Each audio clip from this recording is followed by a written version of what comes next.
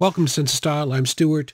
7 underrated classy scents for a sophisticated edge. And as Audrey Hepburn says, being elegant, being classy, being sophisticated, that's something that they can never take away from you. As you get older, you tend to lose things.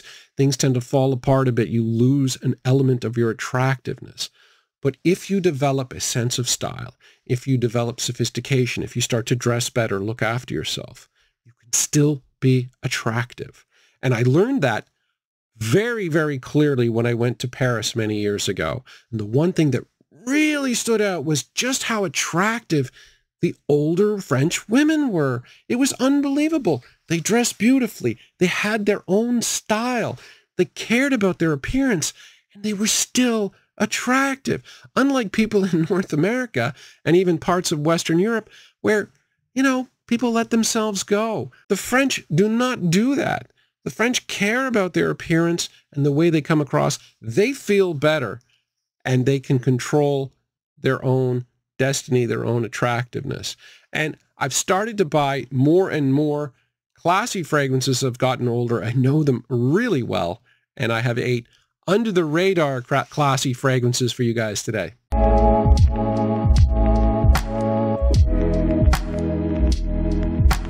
Fragrance number 1, this is Cartier's Décoration d'un Soir. And this fragrance is underrated for 2 reasons. The first reason is the fact that it's been discontinued and it's no longer available at the discounters. The second reason is the fact that this was originally a very inexpensive fragrance. I remember vividly paying $45 for this because when you pay $45 for a fragrance, you don't expect a bottle looking this elegant, and you also do not expect the classy and elegant opening that you get here. It just blew me away. But oddly enough, the 2 reasons it's underrated kind of cancel each other out because it was so inexpensive. Because this was only $45, you can still get this on eBay at a really good price. And my God, it is totally worth it. So even though this is a rose fragrance, the spices in the fragrance are really the star. There's a lot of black pepper in this. There are other spices. There's cardamom, there's nutmeg and caraway, but the pepperiness, that's what comes across to me. It makes it bold, assertive, and surprisingly masculine. But the first thing I thought of when I smelled it initially, the very first thing was a man in a tuxedo. Now, it does change a bit after the first half an hour or so. It dries down, it becomes creamier, start to pick up more of the sandalwood. But the performance itself for this price is really phenomenal. Like 6 hours, no problem. So yeah, underrated, classy fragrance. Fragrance number 2, this is Altair from Parfum de Marly.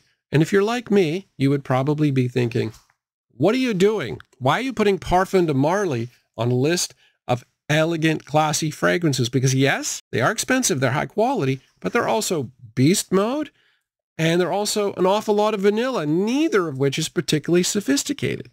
However, this fragrance was specifically designed to have moderate projection, at least for Parfum de Marly. So this is not the 8-foot, 10-foot projection that I get with Harrod. Mind you, I do like that. This one, though, is more moderate. And the vanilla, while there is a lot of vanilla and spices on here, the citrus was also designed to have a moderating influence, a classy influence on the fragrance. This was supposed to be a more sophisticated and elegant Parfum de Marly, and they pulled it off. Fragrance number 3, La Nuit de l'Homme Bleu Electrique from YSL. Yes, it is a seductive date night fragrance, but it is more than that. A couple of reasons for that. If you look at the projection of this, yes, this is stronger than the watered-down version of the original La Nuit de l'Homme, but it's still not a beast mode fragrance. It is moderate projection that lasts a long time, and that's kind of like what you're looking for. But you also look at the notes. This is a very aromatic fragrance, and a lot of aromatic fragrances tend to be more on the classier side. They tend to be a little bit more mature. There's a lot of lavender in here. You've got a nice warm cardamom that gives it a date night appeal. You've got a nice solid woody cedar base. And for this particular one, for Bleu Electrique, they've added a little bit of freshness with the ginger. So this one is not quite as dark as the original, although still really, really close. But ultimately, still quite a classy fragrance. Fragrance number 4, Ralph's Club Parfum. And Ralph Lauren had a problem because when they first came out with Polo Green, that was a bit of a phenomenon, and it kind of made Ralph Lauren up to be a high-end house, a classy house. That's what Polo Green was back in the day. But then they veered off of that. They moved to the red line, the blue line, and the black line, ranging from like coffee to like blue fragrances, more sporty and less sophisticated. They really needed to move more in a sophisticated direction, and they did that successfully with the Ralph's Club line. It is a refined, woody aromatic that has been really successful at the retail level.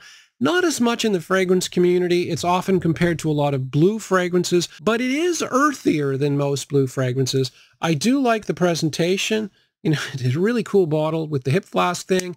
And yeah, I think that the line is done very well. And this particular fragrance I like because it's a little bit sweeter, just a little bit, and a little bit spicier than all the other fragrances in the line. And that suits me better. So it opens with a crisp green apple, the freshness. That's the part that people compare to the blue fragrances. But there's a lot of aromatic notes. There's lavender, there's sage, there's geranium, which is a green note. Then you've got cedar, vetiver, and cashmere in the base. It's just a really pleasant, classy, woody aromatic fragrance that works.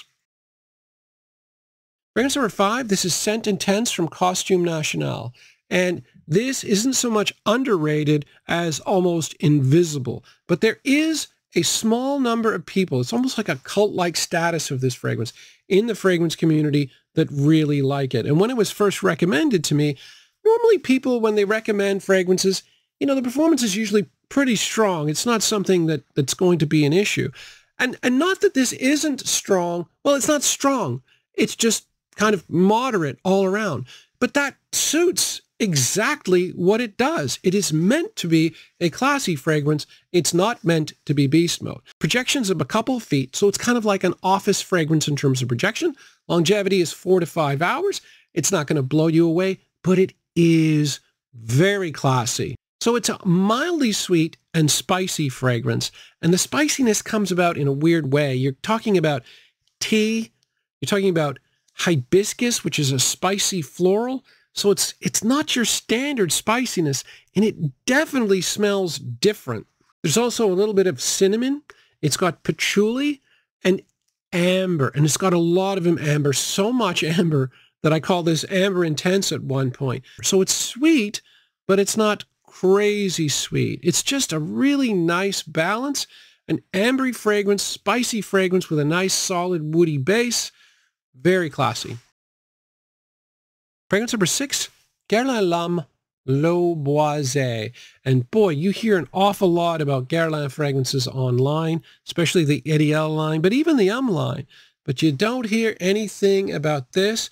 Sadly, it's been discontinued, and I think part of the reason for that is that people didn't talk about it, people didn't try it, and they didn't appreciate it. And that's a shame, because this is done in a completely different way than a traditional vetiver fragrance, and it's done in a good way. So this is a woody green fragrance, very different than any other vetiver fragrance I've tried.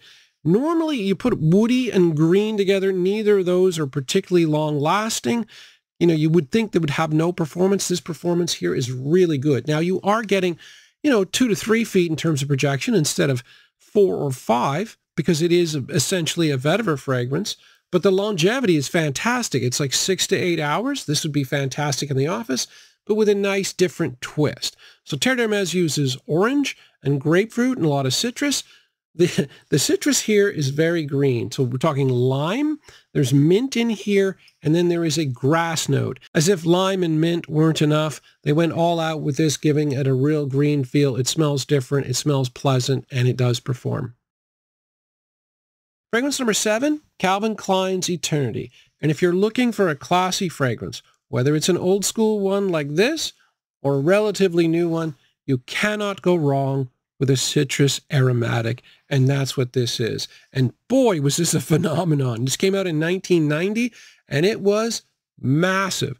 They upped the quality with the Eau de Parfum that made it stronger, but even the EDT, the one that I have, it's been sitting around a while, but the performance here is not bad at all. So there's a lot of citrus off the top in this. Lemon, bergamot, mandarin, and orange blossom. Very, very pleasant citrus, although it is more fundamentally an aromatic fragrance. Lavender, sage, juniper berry, basil, and geranium.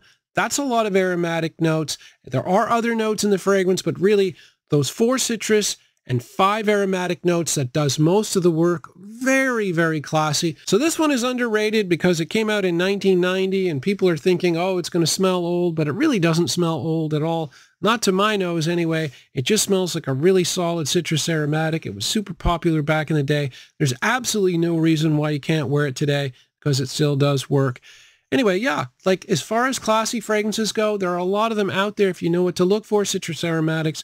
That's one combination that's good. I think the Ralph's Club line, fantastic line. The Gentleman's Society line is another classy line. And I think it's worth it. I think it's worth it to focus on that. I mean, even if you're a young person, I mean, I wish I had done this when I was much younger, started to dress better, started to look after myself more, you know, that kind of thing, to be a classy person back then. I wasn't. I wore a lot of Crocs and baseball hats, but yeah, no matter how old you are, it's never too late to be classy. Thanks for watching.